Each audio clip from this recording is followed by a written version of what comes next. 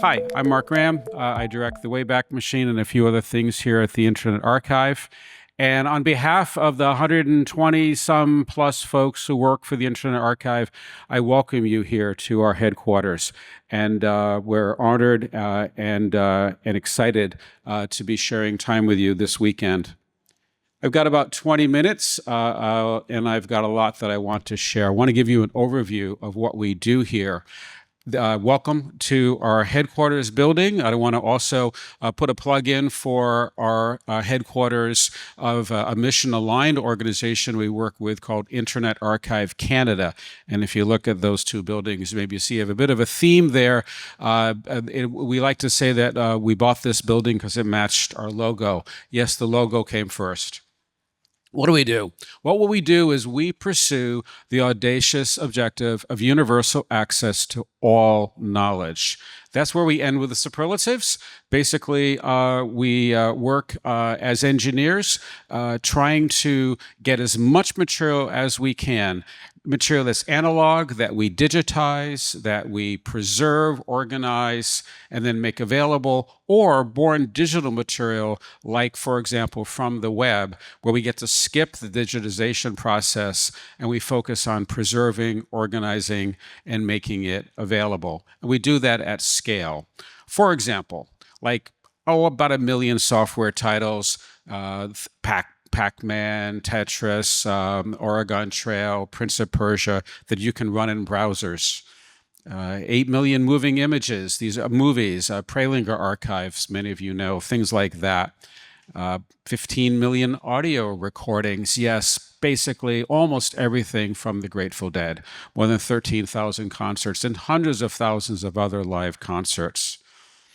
More than 2.6 million television news programs. I'm going to focus a little bit on our television news archive project here. More than 7 million ebooks. These are digitized versions of books that we physically own.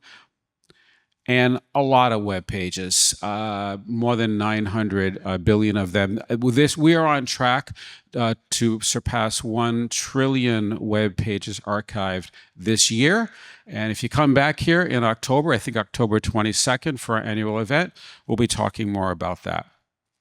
Altogether, this represents more than 150 petabyte of material. And yes, it is replicated in at least 2 places, both in this country and out of this country. So rest assured, we are taking precautions. We are paranoid. Okay, the Wayback Machine. Probably everyone here has worked with the Wayback Machine. I'm going to try to share some characteristics of it about it that you might not be aware of. First of all, we add more than 1 billion URLs to it every day, archived URLs. Actually, it's probably closer to 1.5 billion the last few months.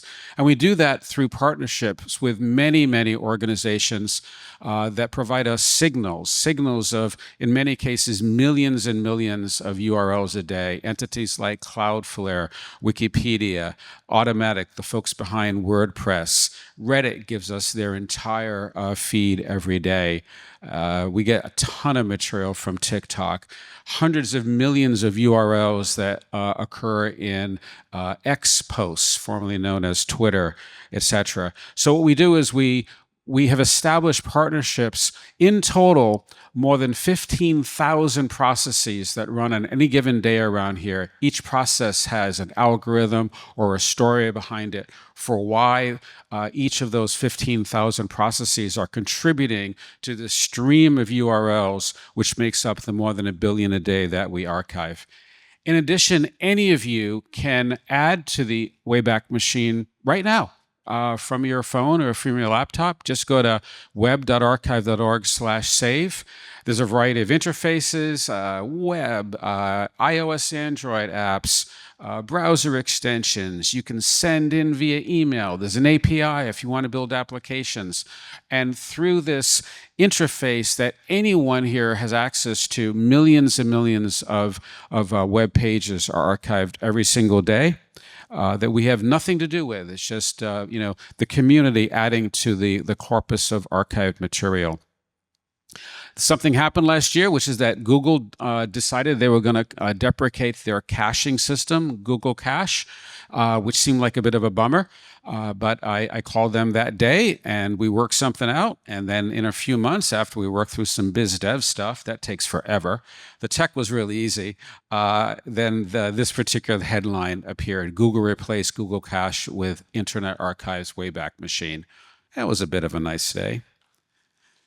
Yeah. We've got a few of these things I'm going to share where you might, like, here's another one, for example, that is kind of a bit of a milestone. We've been working with the Wikimedia Foundation and Wikipedia editors for years and years and have written robotic software. And just as URLs across the web go bad, so too links on Wikipedia articles, they deprecate like maybe 10,000 a day, and we work to fix them. To date, we have found and fixed more than 23 million broken links on 467 wikis around the world. In addition to that, we're working to add context to what people experience on the web. We have hundreds of thousands of records now where if you go to the Wayback Machine, there'll be a yellow banner at the top where you can get additional metadata information about what you're looking at. Here's an oldie but a goodie. It was a tweet by the WHO that was telling us, rest assured, don't worry, COVID is not airborne. They ran this for months. In fact, we know that COVID is airborne. And if you click on the link on the top there, you'd be taken right to this article explaining that. Here's another example. Hundreds of thousands of academic papers are retracted for a variety of reasons. How would you know that? You're reading an academic paper on the web. Wouldn't it be nice to know that it was retracted? Well, here's an example of some context that could bring you right to an explanation of the retraction. Okay, we work a lot with another organization, another mission-aligned organization called Better World Books. It's one of the world's largest bookstores. We bought it a few years ago, and then we donated it to a nonprofit.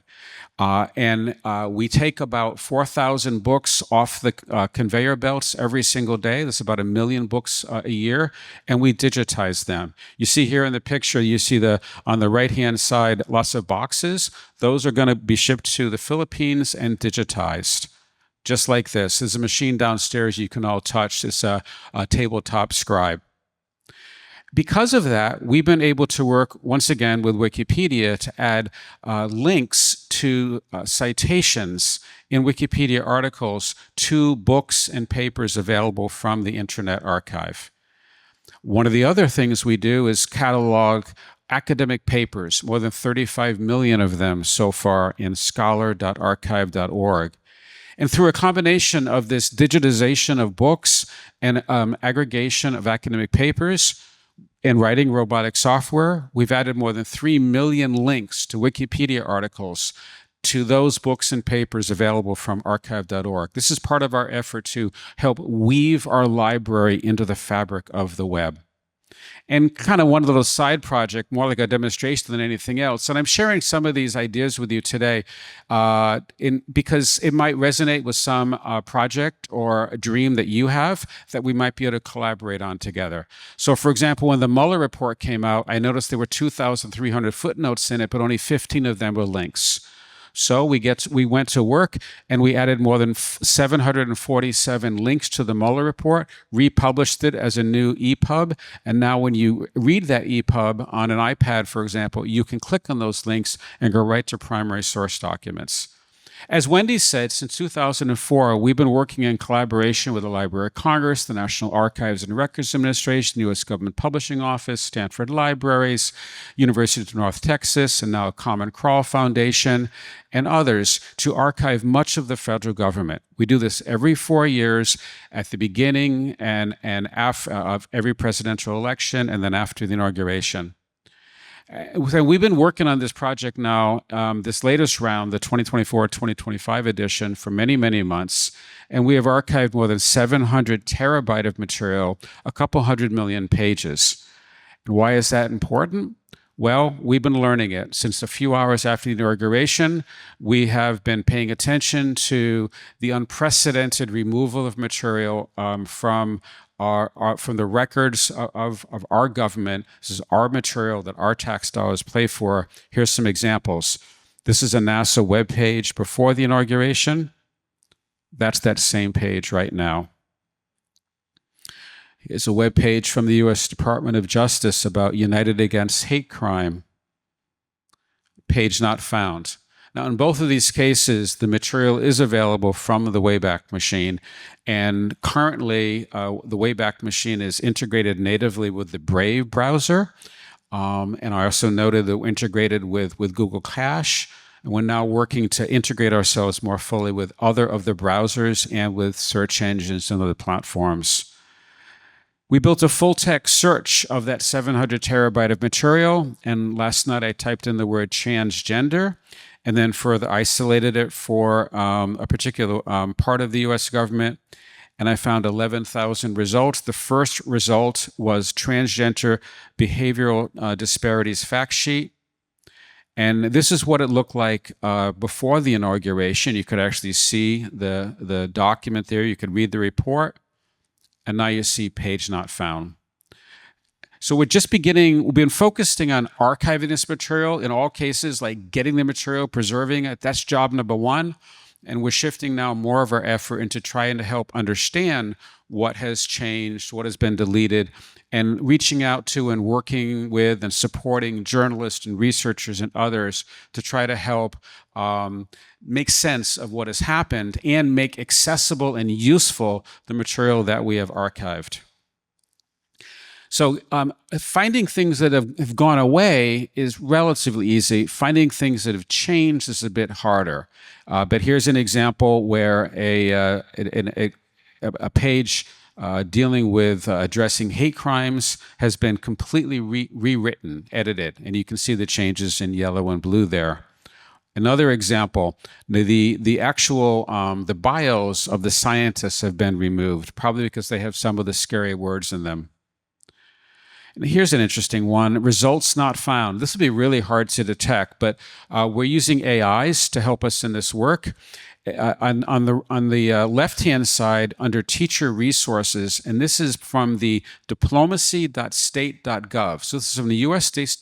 State Department, teaching resources. There were 41 results before the inauguration, and now there are 0 results. So somewhere in the Wayback Machine, there are 41 reports, teacher resources relative to diplomacy. And even government archives are not safe. This is a section of the USAID's website about global climate change. It was an archive within their site, and now you just get a page not found. So you don't even get a record that there was anything there. It's just gone without a trace, but available from the Wayback Machine. So as of last night, we have identified more than 110,000 web pages that have been removed since Inauguration Day. We think that number is much, much larger, and we're going to be working to identify and making those resources accessible. This morning, this is what I woke up to. An article in the New York Times suggesting that the administration plans to dismantle these 7 agencies. I just want to highlight 2 of them. The U.S. Agency for Global Media, they run Voice of America. A few months ago, we decided to double down on archiving Voice of America, and we identified hundreds of thousands of videos from Voice of America that were available from YouTube. We archived all of them. And then, in addition, I note there the Institute for Museum and Library Sciences. It's especially relevant for this crowd. The IMLS provides funding for museums and libraries and similar institutions throughout the United States. This work has not gone unnoticed. To date, we have cataloged more than 250 news stories that have written about the work of the Internet Archive and our partners, and/or that have referenced the work in some fashion. You can follow this at archive.org/about/news-stories. I don't expect you to remember that. However, you can come up and talk with me. I'll give you my card. Okay, we also archive television news around here. And, it's been said by some that truth is the first casualty of war. When Russia invaded Ukraine, I decided to start archiving Russian, Ukrainian, Belarusian, and related television. So we've been archiving 4 Russian television channels 24/7 and doing different things with it. Here's what our television news archive looks like in the US. We've got closed caption, we've got text. It's searchable, it's discoverable, it's accessible. This is what the Russian television archives look like. You notice a difference? There's no captions. So Russian television doesn't require captions and transcripts like US television does. So we worked with one of our partners and we built a visual interface into the material. Okay, that made it a little more accessible, but still not easy to search through. I'm going to try a little demo here. We'll see if this works.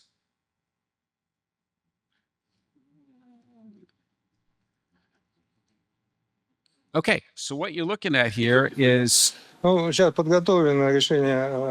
seeing English language closed caption on the bottom. So this is basically, we're doing a transcription from the Russian audio into Russian text, a translation from Russian text into English text, and then we're displaying it here as captions on the screen. And it worked. Yay. Yeah, that was an applause line, right? We're using a variety of AIs to do that. Actually, the full pipeline has 2 other steps. In addition, we'll take all the material from a given TV channel over a 24-hour time period, and then we'll group the stories together and then summarize the stories and then create headlines. So we have English language summaries for news from Iranian, Belarusian, Russian, Ukrainian, and other television. And this year, we're working to expand that out to 100 channels and to have all of that material run through the pipeline. So there are a few collections that we're working on that we can maybe use some help with. Here's some examples. 350,000 European dissertations. These were going to be destroyed. Someone put a notice up on a listserv a few months ago and said, hey, we've got these dissertations. We're going to just get rid of them. Anyone want them? And Brewster heard that call, and Brewster said what Brewster almost always says. Can you, anyone have an idea of what Brewster says when you ask a question to him or make an offer? He says yes. So we'll work out the details later. He said yes, and that meant packaging up this material, creating it, putting it into boxes, putting it into shipping containers, and bringing it here to the United States, and we did all of that.